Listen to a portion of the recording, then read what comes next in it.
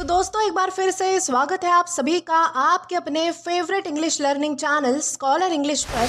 मेरा नाम है दीपिका कुमावत और मैं इस चैनल पर वेरियस कॉम्पिटिटिव एग्जाम्स के लिए इंग्लिश सब्जेक्ट टीच करती हूँ। तो बेसिकली आज के इस वीडियो में हम एक बहुत ही शानदार और एक बहुत ही इंटरेस्टिंग पोएम को डिस्कस करने वाले हैं जिसका नाम है daybreak in Alabama by Langston Hughes. तो चलिए हमारी पोएम में आगे बढ़ने से पहले सबसे पहले हम हमारे पोएट के बारे में थोड़ी बहुत इन्फॉर्मेशन देख लेते हैं। तो दोस्तों अगर बात की जाए हमारे पोएट के बारे में तो लैंगस्टन ह्यूज इनका जो जन्म है वो 1 फरवरी 1901 जॉपलिन यूनाइटेड स्टेट्स में हुआ था। दोस्तों वो एक American poet, social activist, novelist, play right and columnist थे। वो जैज पोइट्री के इनोवेटर्स माने जाते हैं। उनकी कुछ फेमस राइटिंग्स है जैसे कि the Negro speaks of rivers, the weary blues, let America be America again and dreams etcetera. और लास्टली उनकी जो डेथ है वो 22 मई 1967 में हुई थी। तो दोस्तों ये तो हमने बात कर ली हमारी पोएट के बारे में। अब इसी के साथ हम आगे बढ़ेंगे और जानेंगे कि इस पोएम में हमें क्या बताया गया है, यानी कि इस पोएम का थीम और मैसेज क्या है ये भी हम जान लेंगे ताकि आपको पोएम समझते वक्त कोई भी किसी भी तरीके की प्रॉब्लम ना हो।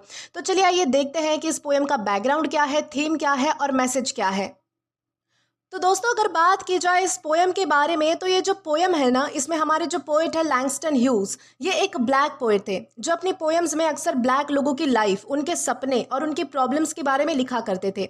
जब ये पोएम लिखी गई थी तब अमेरिका के साउथ साइड में, यानी कि जैसे अल्बामा में, अल्बामा एक जगह का नाम है, तो वहाँ पर क्या होता था कि ब्लैक एंड वाइट लोग जो है वो अक्सर अलग अलग रहते थे, उनके बीच में बराबरी नहीं थी, यानी कि उनके बीच में क्या था तो बहुत ज़्यादा डिफरेंस था। इसी बैकग्राउंड में हमारे पोएट ने ये पोएम लिखी और एक अलग ही सपना इमेजिन किया। इस पोएम में पोएट जो है वो फ्यूचर की एक ऐसी सुबह के बारे में सोचते हैं जहां पर सब लोग, जैसे कि ब्लैक कलर के लोग, वाइट कलर के लोग या फिर दूसरे रंग के जो लोग हैं वो मिलकर शांति से रहेंगे। वो नेचर की सिंपल चीज़ें जैसे कि सुबह का उजाला, मिट्टी की खुशबू, पेड़ या फिर ड्यू जिसे हम कहते हैं, ओस की बूंदों का यूज़ करके एक फ्रेश और नई शुरुआत का पिक्चर बनाते हैं।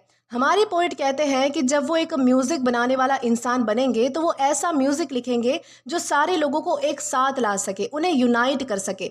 इस तरह जो पोएम है वो एक होप और एक सपने को दिखाती है जहाँ पर एक दिन अल्बामा में सच में एक ऐसी सुबह आएगी जहाँ पर सब लोग बराबर हो जाएंगे और प्यार के साथ जी सकेंगे। तो दोस्तों यही है आज की हमारी इस पोएम का थीम या फिर कहे तो मैसेज। अब दोस्तों इसी के साथ आगे बढ़ेंगे और इस पोएम का लाइन टू लाइन एक्सप्लेनेशन देकर इस पोएम को अच्छे से डिटेल में समझने की कोशिश करेंगे। तो चलिए आइए शुरू करते हैं। तो दोस्तों यहाँ पर हमारी शुरुआती कुछ लाइंस आती है। When I got to be a colored composer, I'm gonna write me some music about daybreak in Alabama. दोस्तों यहाँ पर हमारे पोएट सोच रहे हैं कि जब वो बड़े होंगे और एक कलर्ड कंपोजर बनेंगे, मतलब कि एक ऐसा म्यूजिक बनाने वाला इंसान जो ब्लैक कम्युनिटी से है, जिसका स्किन कलर कैसा है तो ब्लैक है, तब वो एक खास टाइप का म्यूजिक बनाएंगे। यानी कि वो क्या कहते हैं कि जब मैं बड़ा हो जाऊंगा और एक कलर्ड कंपोजर बनूंगा तो मैं क्या करूंगा, एक खास टाइप का म्यूजिक बनाऊंगा। दोस्तों उस टाइम जो है वो अमेरिका के साउथ साइड में, यानी कि जैसे अल्बामा में, ब्लैक एंड वाइट लोगों के बीच में जो है वो बहुत ही ज़्यादा दूरियां थी, बहुत ज़्यादा डिस्टेंस था, लोग साथ नहीं रहते थे और एक दूसरे को बराबर ट्रीट नहीं किया जाता था।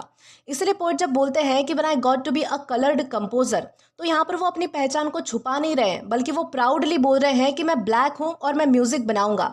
फिर वो कहते हैं कि I am gonna write me some music about daybreak in Alabama. दोस्तों यहाँ पर डे ब्रेक का सिंपल मतलब है सुबह का नया उजाला। जब रात खत्म होती है और सूरज निकलता है तो उसे हम कहते हैं डे ब्रेक।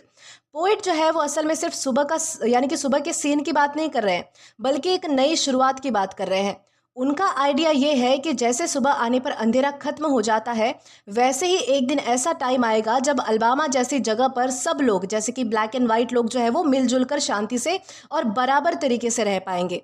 दोस्तों इस लाइन में हमारे पोएट का इंटेंशन ये है कि वो अपने म्यूजिक के थ्रू लोगों को एक नया सपना दिखाना चाहते हैं, एक ऐसी सुबह जहां पर सब लोग एक दूसरे को अलग नहीं समझेंगे बल्कि साथ रहेंगे मिलजुल कर, यूनाइट होकर। इसलिए वो specially daybreak in Alabama बोलते हैं क्योंकि वही जगह ऐसी थी जहां पर प्रॉब्लम ज़्यादा थी और पोएट चाहते थे कि वही जगह सबसे पहले नई और अच्छी सुबह देखे। तो इस तरीके से यहाँ पर हमारी इन शुरुआती लाइन्स में हमें बताया है। आई होप आपको अच्छे से ये जो 3 लाइन्स है वो समझ आई होगी। अब इसी के साथ हम आगे बढ़ेंगे हमारी अगली लाइंस की ओर। दोस्तों इसके बाद आगे हमारे पोएट बोलते हैं, and I am gonna put the prettiest songs in it, rising out of the ground like a swamp mist. दोस्तों जब पोइट आगे बोलते हैं and I am gonna put the prettiest songs in it, तो यहाँ पर इट से मतलब है उस म्यूजिक से जो वो अलबामा की नई सुबह के बारे में बनाने वाले हैं। तो इट किसके लिए यूज़ हुआ है, तो म्यूजिक के लिए यूज़ हुआ है। और जब वो कहते हैं पर्टिएस्ट सॉन्ग, तो इसका मतलब है कि बहुत ही सुंदर, बहुत ही प्यारे, दिल को अच्छे लगने वाले सॉन्ग्स। दोस्तों पर्टिएस्ट का मतलब हम किस तरीके से समझ पाएंगे, तो पर्टिएस्ट का मतलब होता है प्रिटी। प्रिटी यानी कि जो पर्टिएस्ट है ये बहुत ही देसी लैंग्वेज में बोला गया है। यानी कि एक तरीके से जैसे हम अगर हम पहली बार इंग्लिश पढ़ रहे हैं तो हमारा प्रोनाउंसिएशन अलग हो जाता है, हम थोड़ा अलग तरीके से पढ़ते हैं, हमारा इंडियन एक्सेंट उससे पता चलता है। तो उसी तरीके से ये पर्टिएस्ट लिखा गया है, यानी कि ये प्रिटी का ही सेंस देता है, लेकिन ये कैसा है, तो देसी लैंग्वेज में है। तो पोइट हमारे क्या कहते हैं कि पोइट ऐसा म्यूजिक बनाना चाहते हैं जो लोगों के दिलों को सॉफ्ट बना दे, जिससे लोग एक दूसरे को प्यार और रिस्पेक्ट से देखें। उनका आइडिया ये है कि जब लोग इतना अच्छा और प्यारा म्यूजिक सुनेंगे तो उनके मन में जो गुस्सा है, जो नफरत है, जो अलग अलग रहने वाली जो सोच है वो कम हो जाएगी और धीरे धीरे सब लोग जो है वो मिलकर रहने लगेंगे। यानी हमारे पोइट का इंटेंशन है कि उनका म्यूजिक लोगों को जोड़ने वाला हो, जिससे वो फ्यूचर की एक अच्छी और बराबर वाली दुनिया को इमेजिन कर सके। फिर वो आगे बोलते हैं rising out of the ground like a swamp mist. दोस्तों यहाँ पर पोइट जो है वो एक सिंपल नेचर का एग्जाम्पल दे रहे हैं। स्वैम्प मिस्ट का क्या मतलब होता है, स्वैम्प का मतलब होता है दलदल, जमीन से, यानी कि जमीन से इसका मतलब है। स्वैम्प का मतलब होता है दलदल या फिर गीली मिट्टी वाली जगह, और मिस्ट का मतलब होता है धुंध। यानी कि यहाँ पर क्या सीन हमें इमेजिन करवाया गया है, तो हमारे पोइट एक सीन इमेजिन करवा रहे हैं जिसमें बताया गया है कि जमीन से दलदल या फिर गीली मिट्टी वाली जगह से सुबह सुबह की मतलब कि हल्की सी धुंध ऊपर उठ रही है। अब वो धीरे धीरे जमीन से निकलती है और हवा में फैल जाती है। पोएट कह रहे हैं कि उनके सॉन्ग्स भी कुछ इसी तरह के होंगे, नेचुरल और सॉफ्ट तरीके से उभर कर आएंगे, जैसे सुबह की धुंध खुद ब खुद जमीन से ऊपर उठती है उस तरीके से। इस कंपैरिजन का लॉजिक क्या है, तो हमारे पोएट इस कंपैरिजन का लॉजिक ये देते हैं, हमारे पोएट दिखाना चाहते हैं कि ये जो बदलाव मैं लाना चाहूँगा ना अपने सॉन्ग्स की वजह से या फिर अपने गानों की वजह से, ये जो चेंज मुझे चाहिए वो ज़बरदस्ती नहीं होगा, बल्कि धीरे धीरे नेचुरली लोगों के दिलों में प्यार और साथ रहने की फीलिंग बढ़ेगी। जैसे सुबह की धुंध एक नई सुबह का साइन होती है, वैसे ही उनके प्यारे सॉन्ग्स एक नई शुरुआत का साइन बनेंगे, जहां पर सब लोग शांति से एक साथ रहेंगे। तो इस तरीके से आपको जो है वो ये सारी बातें अच्छे से समझनी है कि यहाँ पर हमें क्या बताया गया है कि हमारे पोइट जो है वो एक बहुत ही प्यारे प्यारे गाने लिखेंगे। और वो प्यारे गाने कैसे होंगे, तो जैसे दलदल वाली ज़मीन या फिर जो गीली ज़मीन होती है वहाँ से धुंध जैसे उठती है, उसी तरीके से हमारे पोइट के सॉन्ग भी जो है वो लोगों के दिलों में चेंजेस लाएंगे। तो इस तरीके से आपको इन दो लाइन्स का मतलब समझना है। इसी के साथ हम आगे बढ़ेंगे। दोस्तों इसके बाद आगे हमारे पोएट कहते हैं and falling out of heaven like soft dew I am gonna put some tall tall trees in it. दोस्तों यहाँ पर जब हमारी शुरुआती लाइन में हमारे पोएट बोल रहे हैं and falling out of heaven like soft due, तो वो फिर से नेचर का एक सिंपल सीन यूज़ कर रहे हैं ताकि अपने म्यूज़िक का फील जो है वो अच्छे से हमें समझा सके, फील करवा सके। दोस्तों ड्यू का मतलब होता है ओस की बूंदे, यानी कि जो सुबह सुबह पत्तों और घास पर जो छोटी छोटी पानी की बूंदें होती है जो बहुत ही ज़्यादा हल्की और सॉफ्ट होती है, तो उसे हम ड्यू कहते हैं, यानी कि ओस की बूंदें कहते हैं। पोइट कह रहे हैं कि उनके जो सॉन्ग्स है वो ऐसे होंगे जैसे कि आसमान से हल्की सी ठंडी बूंदें नीचे गिर रही हो। यानी कि हमारे पोइट के सॉन्ग्स कैसे होंगे, तो ओस की बूंदों के जैसे होंगे, ड्यू के जैसे होंगे। इसका मतलब ये है कि उनका म्यूजिक बहुत ही शांत, प्यारा और हल्का सा फील देने वाला होगा, जिसे सुन के लोगों के दिल में सुकून आए। हमारे पोइट का इंटेंशन ये दिखाना है कि जब लोग ऐसा सॉफ्ट और पीसफुल म्यूजिक सुनेंगे ना, तो उनके अंदर की जो कड़वाहट है, जो नफरत है, वो धीरे धीरे कम हो जाएगी। जैसे ड्यू क्या करता है, तो क्वाइटली सुबह में आती है ड्यू, यानी कि ओस की बूंदें सुबह में आती है और नेचर को बिल्कुल फ्रेश बना देती है। वैसे ही हमारे पोइट का जो म्यूजिक है वो भी लोगों के दिलों को फ्रेश करेगा और एक नई और अच्छी सुबह का फील देगा, जहां पर सब लोग मिलकर साथ रह सकेंगे। तो इस तरीके से यहाँ पर हमारी पहली लाइन में समझाया गया है। अब अगर हम दूसरी लाइन देखें तो उसके बाद हमारे पोइट क्या बोलते हैं कि I am gonna put some tall tall trees in it. तो यहाँ पर वो फिर से अपने म्यूजिक और उस सपने वाली सुबह का पिक्चर बना रहे हैं। टॉल टॉल ट्रीज का मतलब होता है बड़े बड़े लंबे पेड़। अब पोइट उन पेड़ों को अपने म्यूजिक के सीन में इसीलिए ला रहे हैं क्योंकि पेड़ जो है वो नेचर का सिंबल होते हैं, जो क्या करते हैं, तो सबको छाया देते हैं और सबके लिए एक जैसे ही खड़े रहते हैं, मतलब कि किसी में भेदभाव नहीं करते। अगर कोई काला या फिर कोई गोरा, कैसा भी इंसान हो, अगर पेड़ के नीचे चला जाता है तो ऐसा नहीं होता कि पेड़ अपनी छाया को कम कर लेता है या फिर अपनी टहनियाँ समेट लेता है, तो वो सबको इक्वल छाया देता है। तो हमारे पोइट का सिंपल आइडिया ये है कि उस फ्यूचर अलबामा में नेचर भी सुंदर होगा और लोग भी एक साथ रहेंगे पेड़ के जैसे। टॉल ट्रीज यहाँ पर मजबूती और साथ रहने का साइन भी हो सकते हैं। जैसे पेड़ अपनी जगह पर स्ट्रांग खड़े रहते हैं, उस तरीके से हमारे पोएट का इंटेंशन ये दिखाना है कि वो एक ऐसी सुबह इमेजिन कर रहे हैं जहाँ पर नेचर की तरह सब चीज़ें शांत होगी, बैलेंस में होगी और साथ साथ होगी, और जहाँ लोग अलग अलग नहीं बल्कि एक साथ मिलकर जी रहे होंगे। तो वो ऐसी सुबह का सपना देख रहे हैं।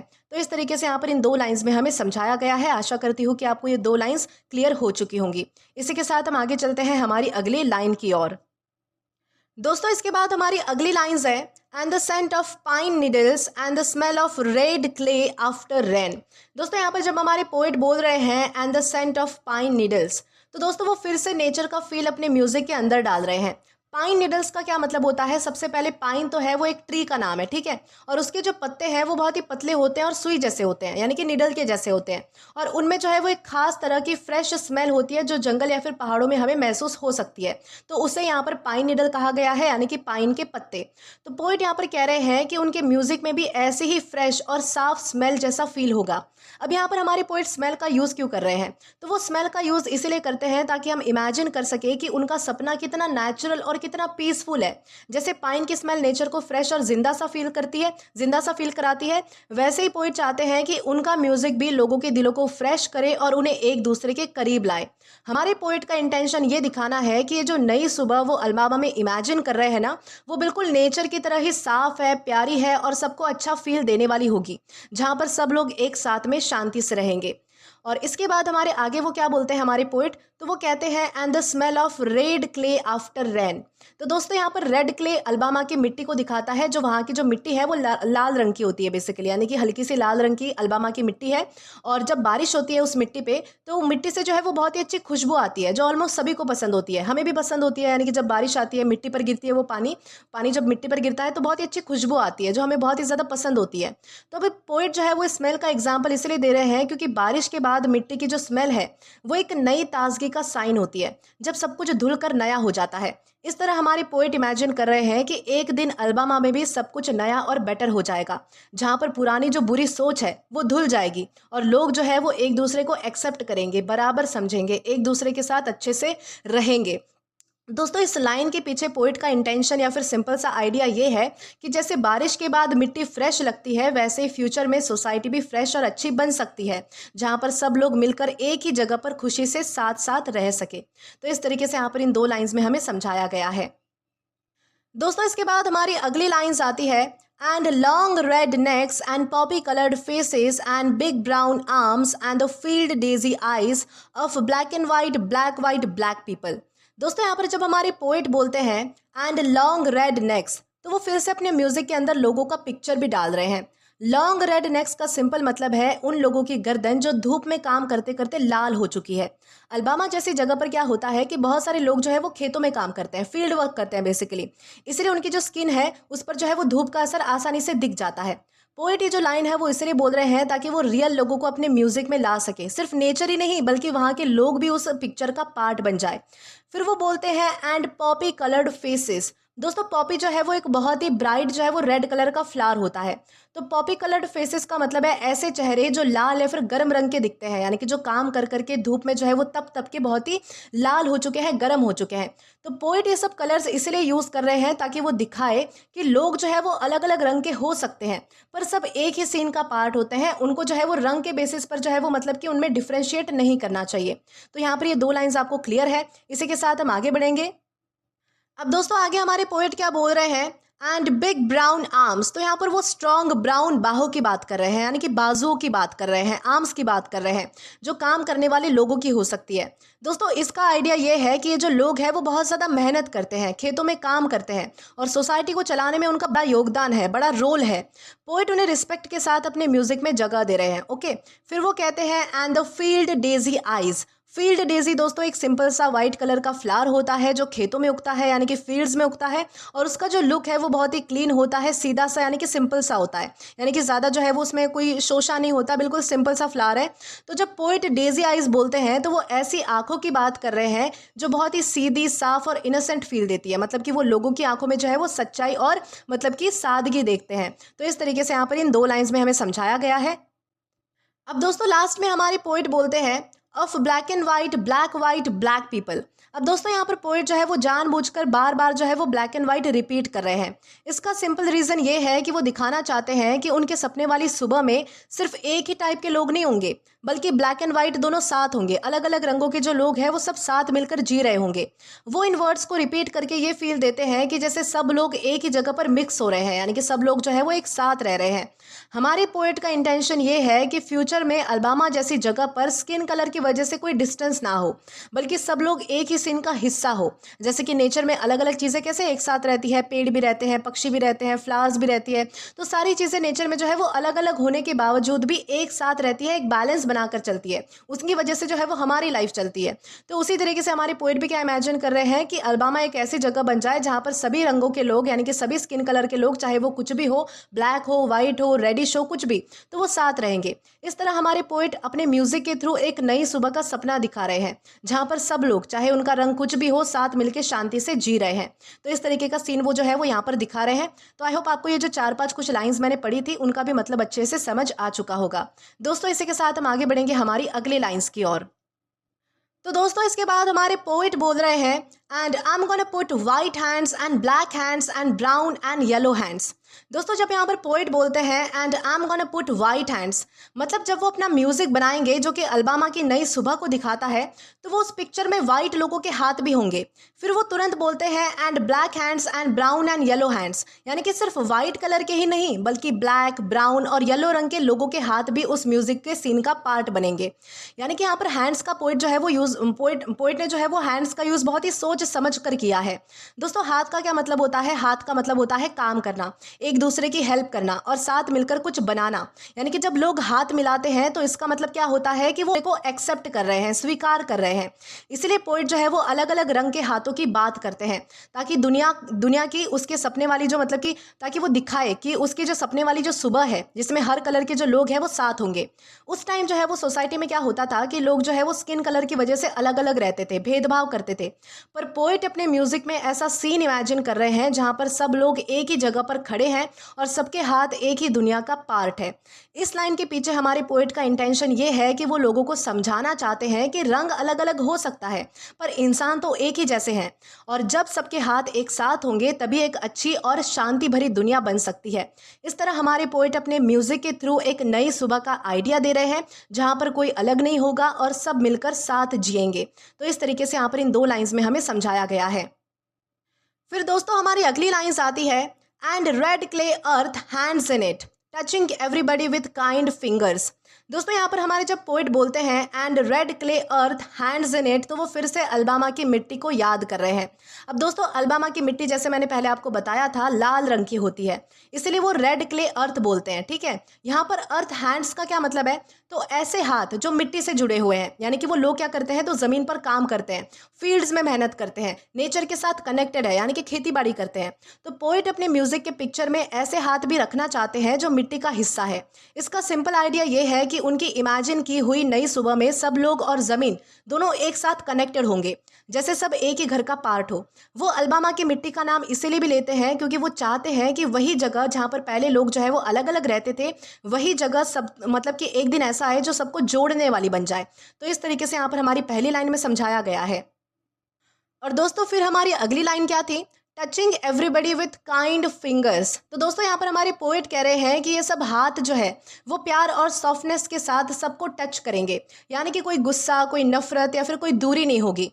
काइंड फिंगर्स का मतलब है ऐसे हाथ जो दूसरों को हर्ट नहीं करते हैं बल्कि केयर और प्यार दिखाते हैं। हमारे पोएट का इंटेंशन ये है कि उस फ्यूचर अलबामा में जो लोग हैं वो एक दूसरे के साथ अच्छे तरीके से बिहेव करेंगे, एक दूसरे को एक्सेप्ट करेंगे और रिस्पेक्ट देंगे। जैसे कोई इंसान प्यार से किसी का हाथ पकड़ता है और किसी को सॉफ्टली टच करता है, वैसे ही सब लोग एक दूसरे के साथ दया और काइंडनेस के साथ रहेंगे। इस तरीके से यहाँ पर बताया गया है। दोस्तों इस लाइन के थ्रू हमारे जो पोएट है वो अपना मेन सपना दिखाते हैं कि एक दिन ऐसी सुबह आएगी जहां पर सब रंगों के लोग एक दूसरे को प्यार से टच करेंगे और सबको एक जैसा, यानी कि बराबर, यानी कि एकदम बराबर पैमाने पर, बराबर लेवल पर समझेंगे। और वही असली डे ब्रेक होगा, यानी कि एक सच में अच्छी नई शुरुआत होगी किसी दिन की। तो इस तरीके से यहाँ पर हमें इन 2 लाइंस में समझाया गया है। दोस्तों इसके बाद हमारी इस पोएम की आखिरी कुछ लाइंस है, touching each other natural as dew in that dawn of music when I get to be a colored composer and write about daybreak in Alabama। तो जब पोइट हमारे सबसे पहले बोलते हैं touching each other natural as dew, तो वो फिर से ड्यू का एग्जाम्पल देते हैं। ड्यू का क्या मतलब होता है? ड्यू का मतलब होता है सुबह सुबह पत्तों और घास पर जो हल्की सी पानी की बूंद होती है, ओस की बूंदें, उसे हम कहते हैं ड्यू। तो वो बिल्कुल क्वाइटली और नेचुरली आती है, किसी को फोर्स नहीं करना पड़ता उनको आने के लिए। तो हमारे पोइट क्या कह रहे हैं कि उस सपने वाली दुनिया में लोग भी एक दूसरे के साथ बिल्कुल नेचुरल तरीके से मिलेंगे, किसी को फोर्स नहीं करना पड़ेगा। जैसे जो ओस की बूंदें हैं वो क्वाइटली नेचर पर बैठ जाती है, उसी तरीके से मतलब लोगों के बीच में कोई झिझक नहीं होगी, कोई डर नहीं होगा, कोई दूरी नहीं होगी, बल्कि सब लोग एक दूसरे को नॉर्मली और प्यार से मतलब कि ट्रीट करेंगे। इसीलिए ये जो लाइन है हमारे पोइट बोलते हैं ताकि दिखाया जा सके कि जो चेंज है वो इमेजिन कर रहे हैं वो सॉफ्ट और नेचुरल होगा, बिल्कुल नेचर की तरह। यानी कि कोई ज़बरदस्ती, कोई ज़ोर ज़बरदस्ती, कोई फोर्सफुल तरीका यूज़ नहीं किया जाएगा। लोग जो है वो अपने आप ही जो है वो घुलने मिलने लगेंगे, वो ऐसा म्यूज़िक लिखेंगे, ऐसी दुनिया वो इमेजिन कर रहे हैं। फिर दोस्तों आगे हमारे पोएट क्या बोलते हैं, in that dawn of music when I got to be a coloured composer.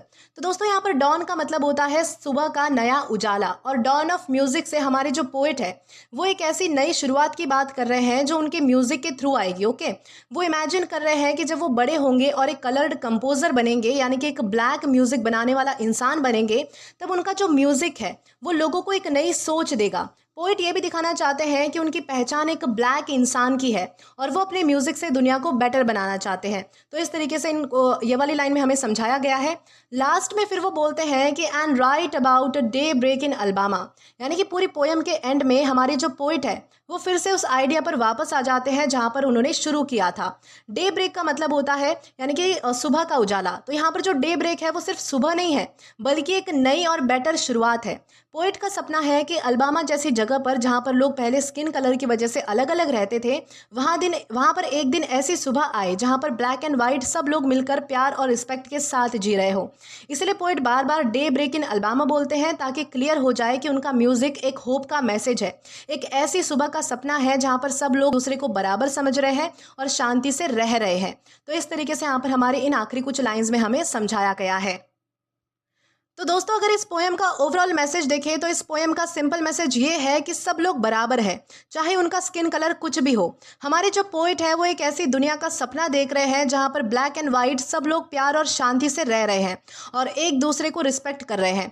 ये पोएम हमें सिखाती है कि नफरत और भेदभाव की जगह हमें काइंडनेस और यूनिटी को चूज़ करना चाहिए, तभी सोसाइटी में एक नई और अच्छी शुरुआत हो सकती है। तो इस तरीके से यहाँ पर हमें समझाया गया था। तो दोस्तों आज के लिए बस इतना ही। आशा करती हूँ कि आपको ये जो पोएम है वो अच्छे से समझ आई हो और पसंद भी आई हो। दोस्तों अगर आपने अभी तक हमारा टेलीग्राम चैनल ज्वाइन नहीं किया है तो टेलीग्राम पर English with Deepika Kumawat search करके या फिर डिस्क्रिप्शन में दिए गए लिंक के थ्रू, साथ ही साथ अभी जो आपको आपके स्क्रीन पर QR कोड दिख रहा है वहाँ से भी आप जो है वो डायरेक्टली स्कैन करके हमारा टेलीग्राम चैनल ज्वाइन कर सकते हैं, ताकि आप कभी भी किसी भी नए आने वाले वीडियोज़ को लेकर कोई भी अपडेट को मिस ना करें। और दोस्तों अगर आपको आज का ये वीडियो पसंद आया है या फिर हेल्पफुल लगा है तो do like this video, subscribe the channel and share as much as you can. और अगर आपने इससे पहले वाले वीडियोस नहीं देखे हैं तो यहाँ पर मैंने एक प्लेलिस्ट प्रोवाइड कर दी है जहाँ पर आप क्लिक करके वो सभी पहले वाले वीडियोस भी देख सकते हैं और एक्सप्लोर कर सकते हैं। Till then keep learning. Thank you.